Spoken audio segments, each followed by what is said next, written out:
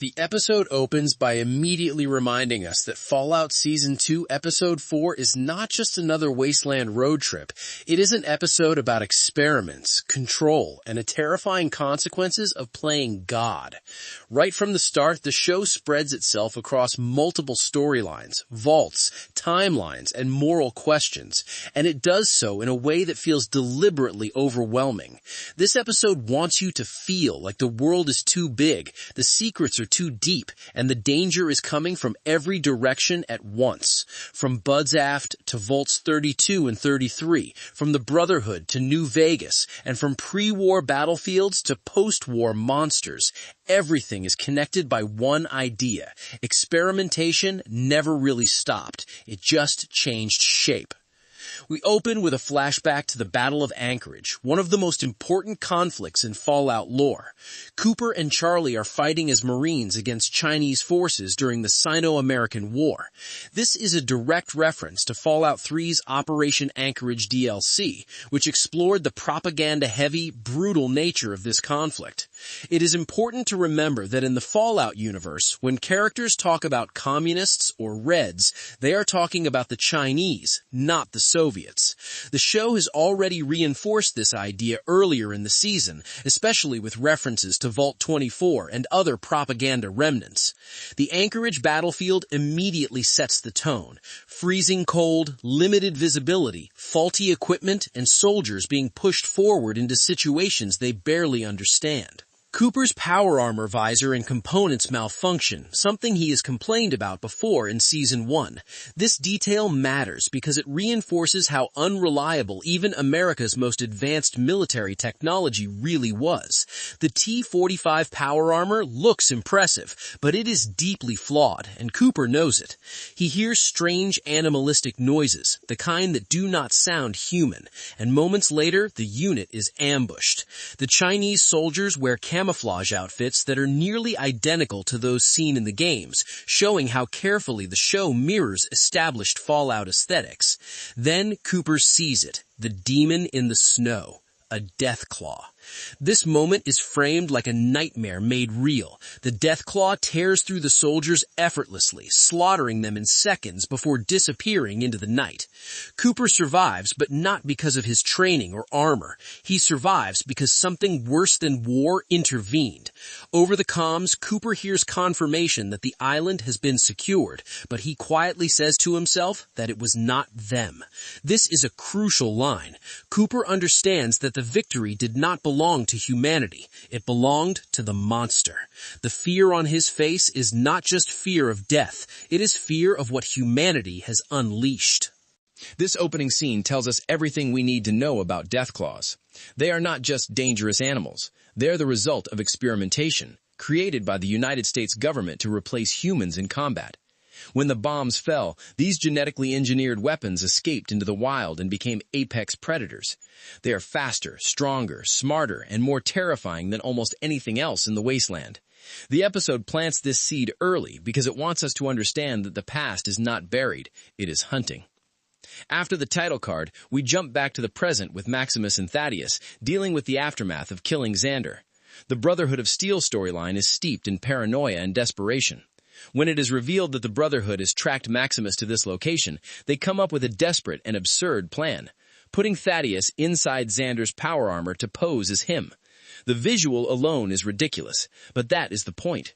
The Brotherhood is a rigid, authoritarian structure that pretends to be unbreakable, yet it is constantly held together by lies, fear, and improvisation.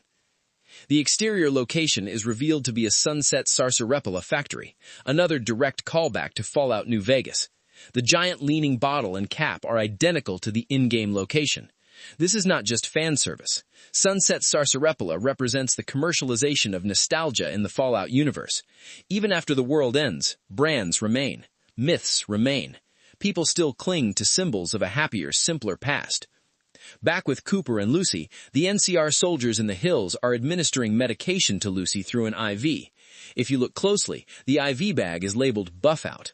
This is easy to miss, but it is one of the most important details in the episode. Buff Out is a chem from the games that functions like a steroid. It increases strength, endurance, and reflexes, but it is also highly addictive. Lucy does not realize it yet, but this moment marks the beginning of her chemical dependence. She is being chemically altered in order to survive the wasteland, and that change will not come without consequences. One of the NCR Rangers is played by John Jerry, a familiar face to many viewers. There is also a third Ranger in the background, barely noticeable, reinforcing how small and fragile this NCR presence really is. Cooper knows something Lucy does not. Lucy's father is responsible for the destruction of Shady Sands. The tension here is subtle but powerful. Cooper is not hiding his bitterness, but he is also not fully revealing the truth. The NCR offers Cooper and Lucy extra weapons before they leave, and this moment feels exactly like a video game checkpoint reward. Mission complete, enemies defeated, here is your loot. Lucy comments that all she sees are matching jackets, a line that perfectly captures her skepticism toward factions. In Fallout, factions are always defined by uniforms, symbols, and rigid identities. Cooper even jokes about this, referencing how raider groups and factions always dress the same.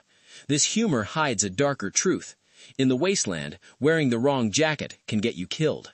Inside Vault 33, we see a radroach scuttle by, a small reminder that even sealed vaults are never truly safe. Reg's inbreeding support group is playing classic music by the Andrews Sisters, whose songs have appeared throughout the Fallout games and series.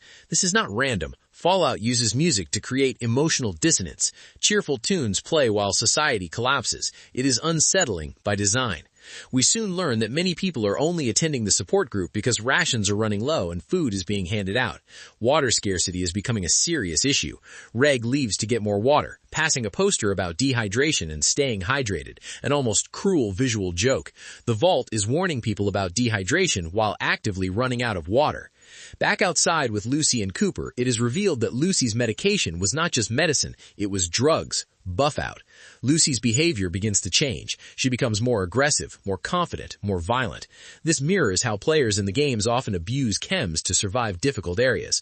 There is also an intentional parallel to Fear and Loathing in Las Vegas, an innocent character traveling toward Vegas while experimenting with drugs, completely unprepared for what awaits her. Lucy looks out at New Vegas, spotting the Lucky 38 casino, Robert House's domain. This location has been teased repeatedly throughout the season. Cooper tosses Lucy a bottle of Buff-Out, identical to the one found in Fallout New Vegas. The show continues to blur the line between game mechanics and narrative storytelling. Back with the Brotherhood, Maximus and Thaddeus return, and Dane immediately realizes that Thaddeus is not Xander. Maximus decides to confront Quintus, a choice that escalates everything. Quintus represents the cold, dogmatic heart of the Brotherhood. When the Yosemite and Coronado chapters begin bidding on Quintus's head, offering fusion cores, it raises an important question. Why do they need fusion cores if cold fusion exists? This contradiction hints at deeper power struggles and secrets within the Brotherhood itself. Dane steals the cold fusion, triggering chaos. Quintus attempts to kill Maximus, but fails. A civil war erupts inside the cafeteria. Ships crash. Explosions light up the desert. Maximus and Thaddeus flee together, no longer loyal soldiers, but fugitives. Maximus did not intend to start a civil war, but his actions exposed fractures that were already there. The Brotherhood was never unified. It was just pretending. This brings us back to the Vault storyline, where Woody confronts Steph about violating Vault-Tec rules. Small details fill the scene, like the red rocket toy seen earlier in the season. When Steph's wallet is discovered, everything changes. Her ID reveals she is Canadian and that she was alive before the war. In the Fallout universe, the United States annexed Canada for its resources, turning it into occupied territory. Steph's presence in the Vault is not an accident. It is part of a larger plan.